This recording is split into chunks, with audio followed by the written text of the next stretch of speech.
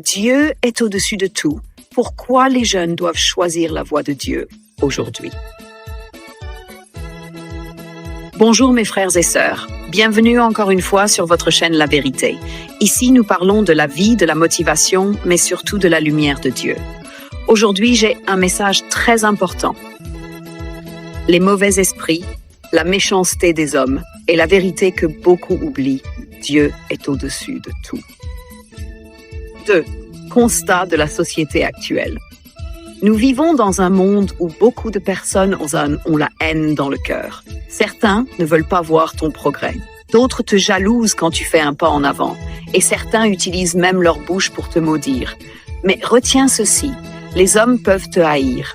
Mais Dieu ne peut jamais t'abandonner. La Bible dit dans Ésaïe 54, 17, « Aucune arme forgée contre toi ne réussira. » La supériorité de Dieu. Il y a des gens qui se croient puissants, qui pensent contrôler les autres avec l'argent, la magie ou la manipulation. Mais ils oublient une chose. Dieu est le maître de l'univers.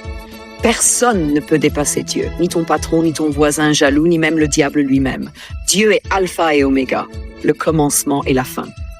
Alors, même si les gens t'attaquent, sache que ton refuge, c'est Dieu. Conseil spécial aux jeunes. Je parle spécialement à vous les jeunes. Aujourd'hui, beaucoup de jeunes préfèrent passer des heures sur les réseaux sociaux à chercher la gloire, le plaisir et l'argent facile. Mais ils oublient l'essentiel, la prière et l'adoration. Tu veux réussir dans la vie? Commence par mettre Dieu à la première place. Tu veux la richesse? Cherche d'abord le royaume de Dieu. Tu veux la paix intérieure? Apprends à parler à Dieu chaque jour. Parce que la vérité est simple. L'argent peut disparaître, les amis peuvent te trahir, mais Dieu reste fidèle. 5. La prière et la discipline spirituelle. La plupart des jeunes disent « je n'ai pas le temps de prier », mais ils ont 4 heures par jour pour TikTok et Instagram. Voilà pourquoi beaucoup perdent leur âme sans s'en rendre compte. Je veux que tu comprennes ceci. Prier, ce n'est pas une perte de temps. Lire la Bible, ce n'est pas vieux jeu.